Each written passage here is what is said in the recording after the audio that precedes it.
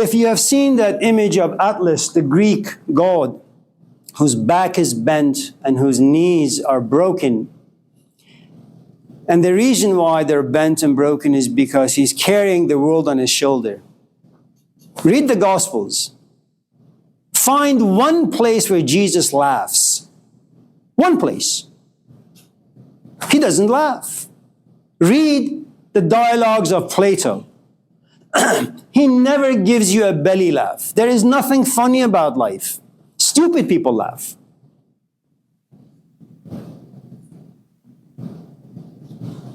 You're a 19-year-old kid walking into a world that's been around for a couple million years.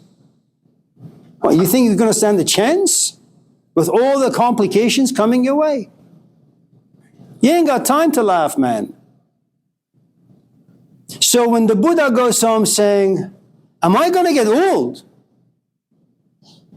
It means a very intense relationship with your age, with time. Time. If you knew that your life will pass quickly, you have to ask yourself, what are you doing in this class? If at any time you could drop dead, why waste your time with this class? Or any class? Why have a job where your soul is going to be exploited by uncaring human beings? Why live in society? Abide by the rules.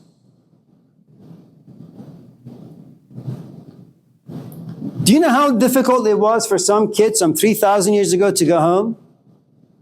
And yes, she is right. Her parents made him a kingdom. But that's symbolic. None of us in this class are willing to look at certain truths about our life. They're painful. So what do? You have the stupid grin on your face. You laugh. You distract yourself with your ridiculous friends. You take ridiculous classes. You read ridiculous books, watch ridiculous movies. Truth is far too painful. Every single one of us, myself included. We live in a kingdom. It's too much to feel, man.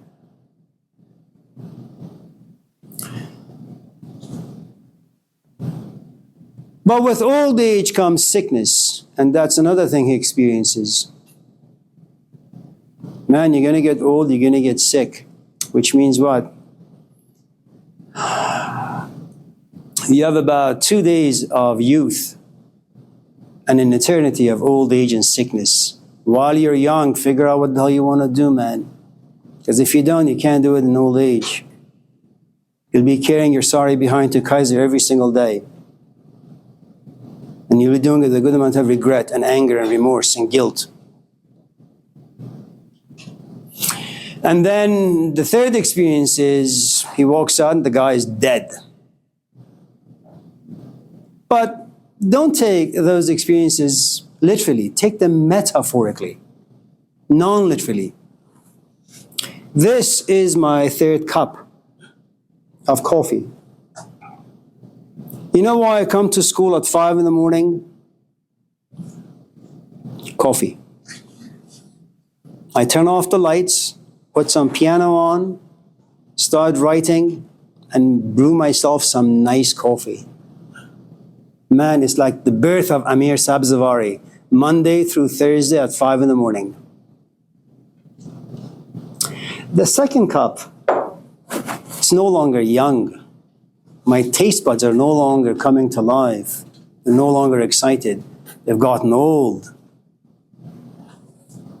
You know what I'm going to do with this cup when this class is over? I'm going to dump it in the garbage. It's dead to me. All of life, whatever you touch in life, it goes through stages. It's new, it gets old, the oldness sickens you, and then you trash it. There is nothing that's exempt. You will always be in the presence of disgust and boredom. And you ask yourself, how could something that gave me so much life is now the cause of my suffocation? The Buddha told it to us some 3,000 years ago. His wife sickened him. And when you know this truth, but you grasp this truth after you get married, after you have a son. You know, it's one thing to know that life sucks, and then you say, okay, should I get married now? You get married with the awareness that life sucks. So the expectation you have from your wife is not going to be as high or intense.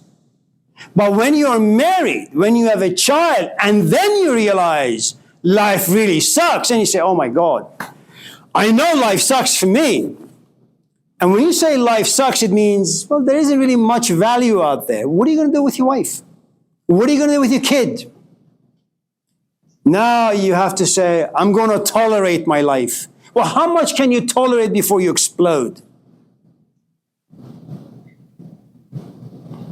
And not to mention, India has given the Buddha identity and meaning. His parents have, money has, his people have, his wife has, his kid has, his own experiences have. Why don't you do this? Write an essay for this class, your first assignment, 25 pages. I want 25 pages from you. Before you submit it, highlight the entire essay and then press delete. How's that going to make you feel? You're going to get enough in this class? It doesn't work.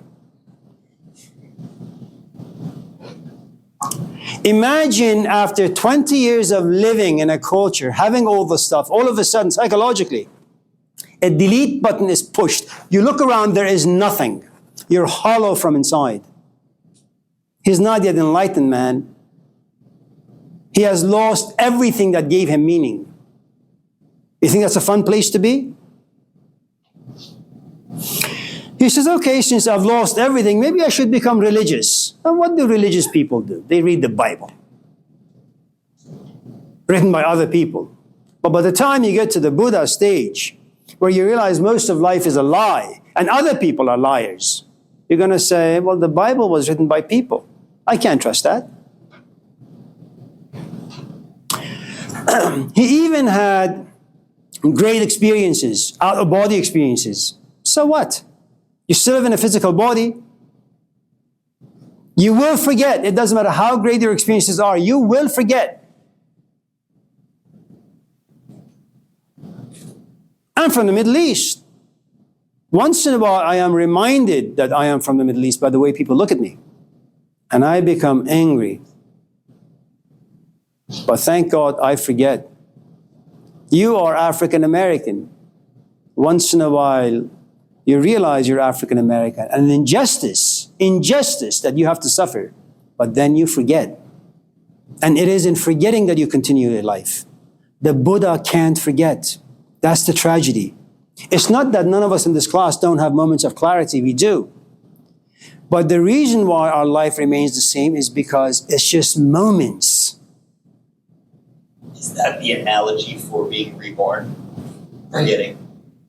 I don't know what reborn is. What is that? A reborn is,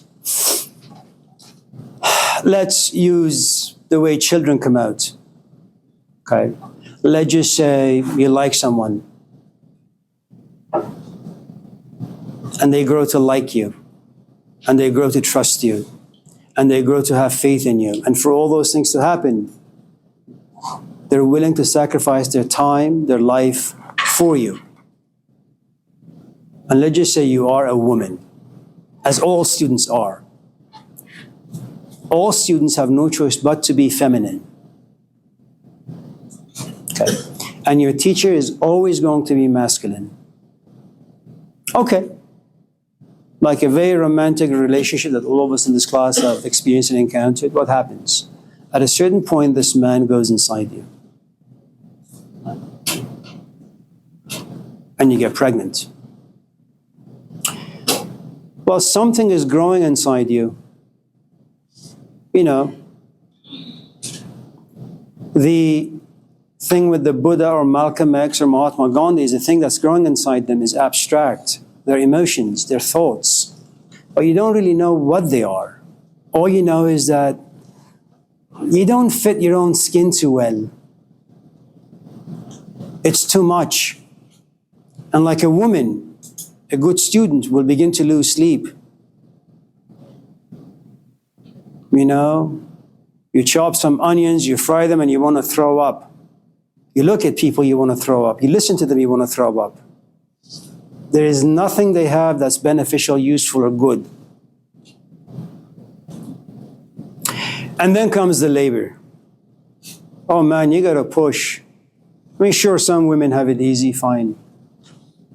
If a woman has to go through 9 months, maybe 6 months, perhaps, of tossing and turning and being exhausted on a daily basis, if you're a student of philosophy, if you're a student of introspection, if you're a student of reflection, you have to be pregnant for about 5, 10, 15, 20 years, and you're going to lose a whole host of things. And no one really knows if you're ever going to give labor to wisdom. You may remain in darkness. All you know at the end of the day is you never got to the destination, but you've been a good student. He becomes religious. He has experiences, he has dreams, but he says, I'm not here for dreams. I'm not here to watch a movie in my imagination. I want to understand life, man. And then he says, I'm not going to talk to anyone. I'm not going to abide by any guidelines. I'm just going to go somewhere, sit quietly. No one is helpful. Now that is a loneliness that you and I will never experience.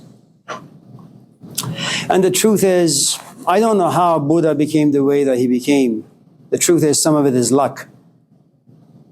Just because you play basketball and you're really good, it doesn't mean you're going to be Kobe Bryant. It just means you just play basketball. So that's what enlightenment is.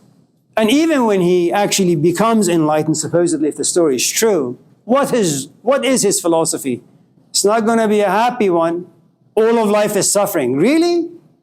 You went through all that to come out and tell the rest of us that life stinks? Give us some good news, man. Yeah, you know, the good news is there is a way out of this misery. Now you say, yes, thank God. What is it? Right thinking. Well, how does one think rightly about anything? Well, know that next to every cradle, there is a coffin. What? Every birth has a death. Well, that's not a happy thought. Well, of course it is. Know that every new thing comes to an end. Don't expect grandiose things from anything, especially life. Life is there for one purpose, to disappoint you. And the nice thing about all the heroes that we talk about, whether it's Gandhi, whether it's the Buddha, whether it's Jesus Christ, whether it's Socrates or Malcolm X, all of their philosophies are the same. Expressed differently, but the same. Consider the New Testament version. The world is a den of thieves. Don't store your treasures down here. Really? I love my boyfriend. Well, he is the world. He's going to break you, disappoint you. Prodigal son. All kids, all human beings will get it wrong. And they will get it wrong for a long, long, long time. But not very many of them will be as lucky as the prodigal son, a son who wastes. Some people will just continue wasting. The prodigal son wastes, catches himself, regrets, repents. Now that's the trick. First, you have to have enough humility to repent. Know that you're just scum. Now you see yourself very clearly. Then you say, okay, you know what? I'm just going to go and say I'm sorry. Do you know how difficult it is for you to get rid of pride? One of the 7 deadly sins. And you know what happens when you say you're sorry? You have admitted to something, your incompetence.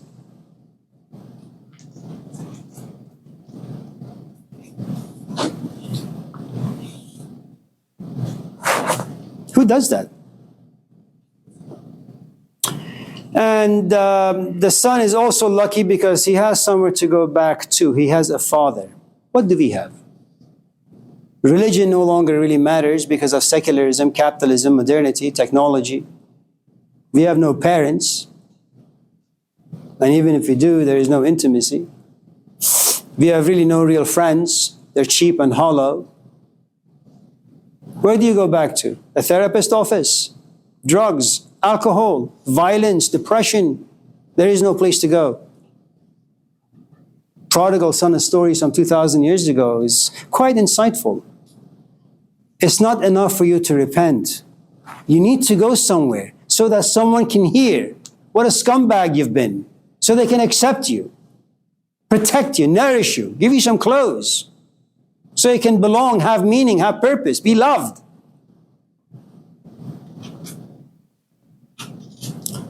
Hopefully some of us in this class have experienced moments of maturity where we realize our parents were right. And you pick up the phone, you say, Mom, I'm sorry, yeah, you were right. I was wrong. But thankfully, the stuff that we come to realize about ourselves are just tiny things. The prodigal son story is your entire life has been a waste. Any other questions? Yeah. You know the Buddha sit in front of a tree and was tempted by like 7 different, Yeah. and that's how he reached. I don't know how he reached. Because he was tempted by like a woman, very sexy woman, and he didn't. How sexy? I don't know, I wasn't there. I was there. She was like Beyonce, very sexy. She was supposed to be very attractive. Very attractive, like Miley Cyrus. She was like dancing. Oh yes, she was I dancing. don't find Miley Cyrus attractive. Well, I do. Have you seen her legs? Anyone else? No offense to her. Yeah. Can you tell the Jesus one, I guess? Well, look, one of the things about philosophers, people who think well, what they all have in common is that they come from really, really good backgrounds. They are rich, they're powerful, they got good parents. Okay? But at a certain point in life, they found a really, really great support system. Whether it's their culture, whether it's a cult, whether it's parents, whatever the case may be. The story of Jesus is very much the same. You have a kid who walks around with other kids, has fun with other kids. He's got great parents. Everybody's a Jew. They go to the synagogue every Saturday. They have a good time. Everybody abides by the Jewish law and tradition. All of a sudden, one day he says, my life sucks. You're 12. His parents take him to Disneyland, Jerusalem, to a temple. That's the Disneyland of the ancient world, for kids to have fun. And he just runs away from the parents. And like all parents, you get worried. I lost my kid. And they find him like somewhere in the synagogue or somewhere. And say, oh, where the hell have you been? Oh, well, you should have known I'm going to be at my father's house. Oh, your father is Joseph. Nah, my father is not Joseph. What? It's not Joseph. I'm your mother. No, you're not my mother. I used to have a biological father and a biological mother. I no longer need them. I want a spiritual parent, and you guys suck. He leaves at the age of 12. Where he goes, no one knows. There are lots of assumptions, lots of stories out there. There is a book called the Urantia book. It's about, almost 2,000 pages. It tells you about his brothers, his sisters, his wife. He lived to be an old guy. But all that aside, he comes back at the age of 30. What happens to him? Read the Gospel of Matthew. This guy is just not understood. He does so many things for his disciples. They keep disappointing him. And he keeps asking them, are you guys really that dumb? Don't you guys ever get it? And they betray him. And what you need to understand about wisdom is that it's never going to be recognized. It's never going to be understood. Never. And you're always going to reject it. Whether this wisdom comes from yourself or your parents. Because you assume that what you assume is right.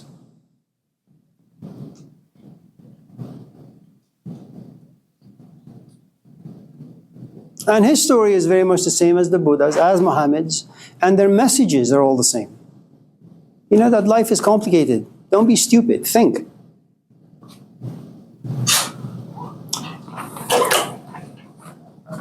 Anyone else? Yes, Josh. I noticed you started kind of early on in the conversation talking about Maslow. Yeah. And you wind up with, Yeah, here. all the great philosophers started off with the support system. Is there a connection there? With Maslow's hierarchy of needs. yes. So let's start from the beginning. Forgive me.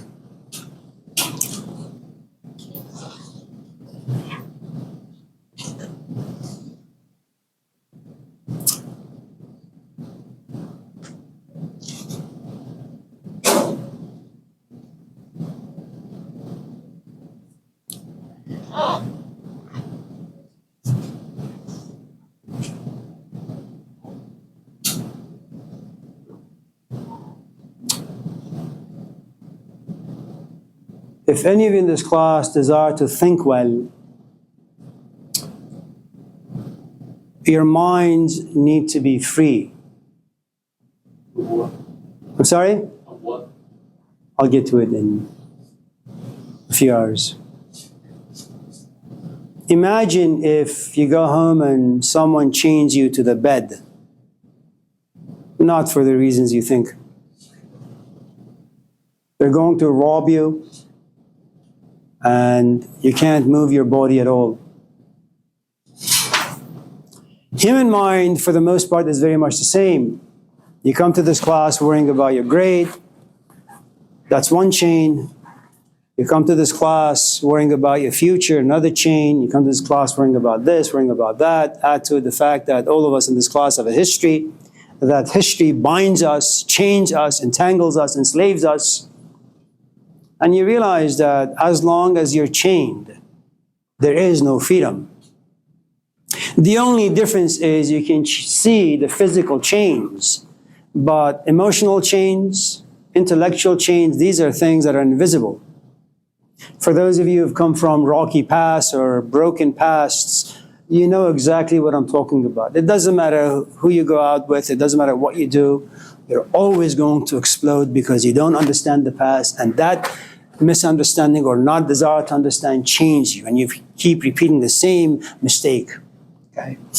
Now, to understand philosophy, to be able to be a thinker, and you need to be a thinker, not because you want to be a philosopher, but because you want to find yourself a job that doesn't suck the life out of you. You need to be a thinker so you don't find a companion that drinks and smokes and abuses you. You need to think because the world is a political environment. And if you don't think, you're going to act stupid. All of life is about thinking.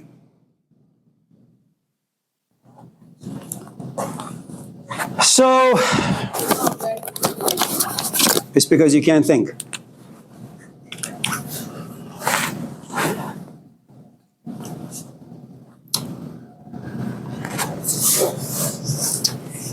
You know, bad decision making, that was you?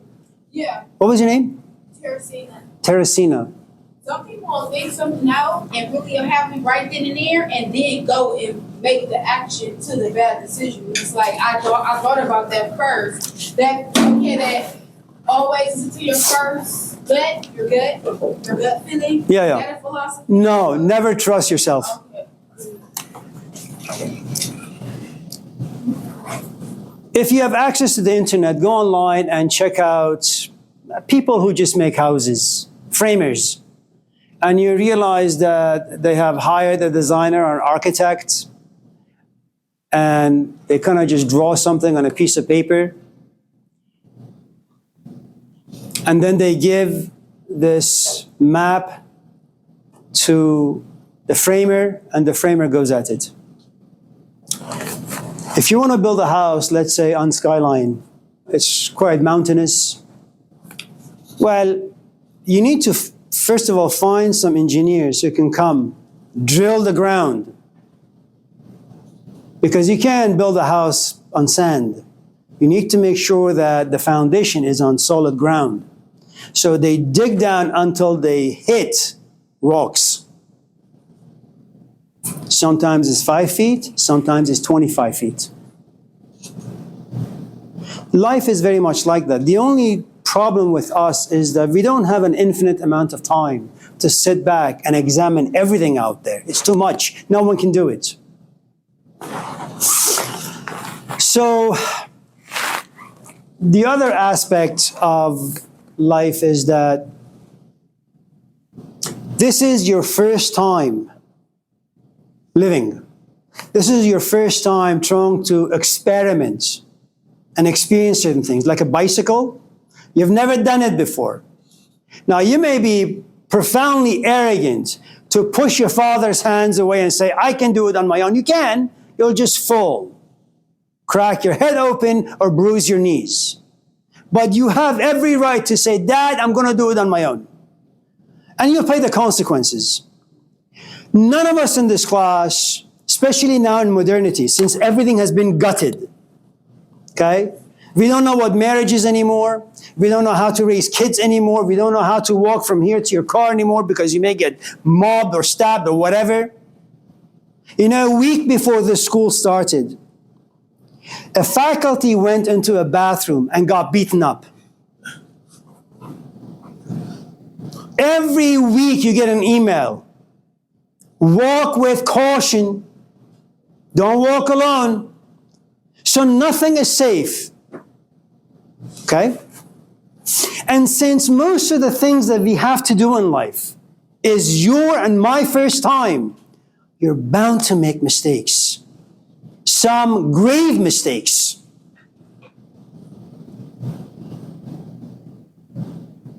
You go to a party. It's your first time hanging out with your girlfriends. You go out and there's a guy. Do you really know what intimacy is? Of course not.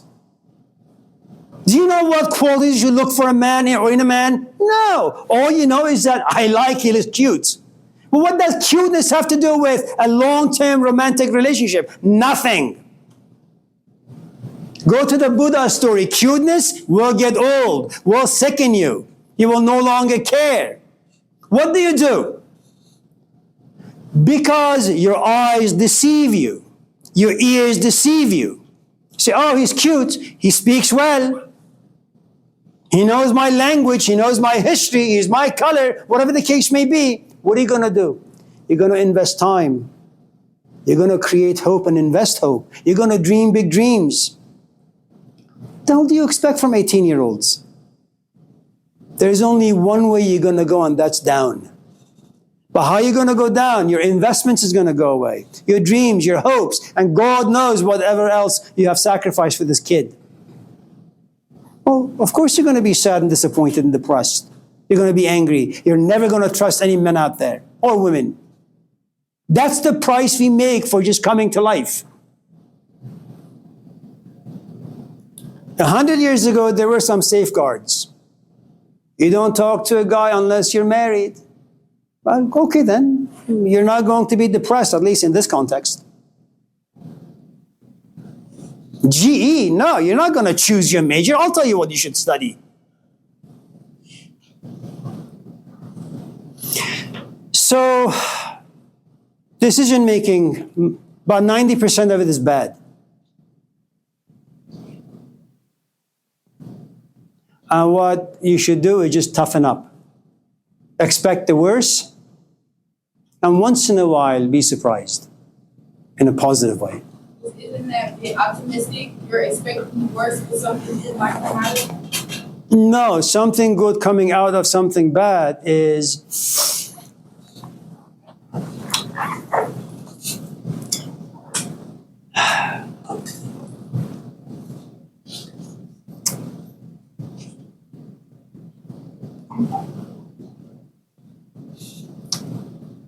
Have you read the book of Job? It's some old guy in an old book.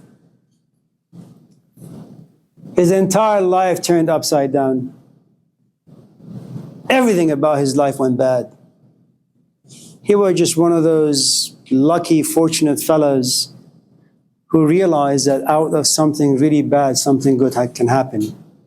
When something bad happens to me or you, maybe just me, I drink it away. I smoke it away. I fight it away. I go to therapy. I don't understand anything. I just don't want to be around it.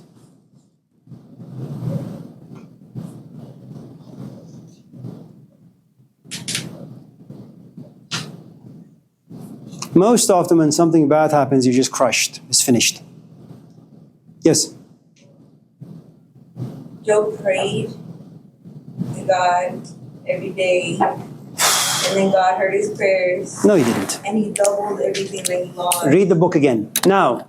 That is what happened. No, he didn't. Everybody in this class should read. I just listened to it. We have time for a quickie. Anyone? We have a minute. We'll talk about Maslow on Thursday, if I don't forget, and don't get sidetracked. No one? Can we go over Yeah. some class? Kruna. Where? I don't, not exactly sure what I'm asking, but where do you think we carry our thoughts? Like, in which aspects? Or like, beyond just like, obviously, like, you know, like, I do this because of this. Your question is really good. It's just very complicated. Let me give it to you in this way. I know some of you need to go, but you can't. So here it is.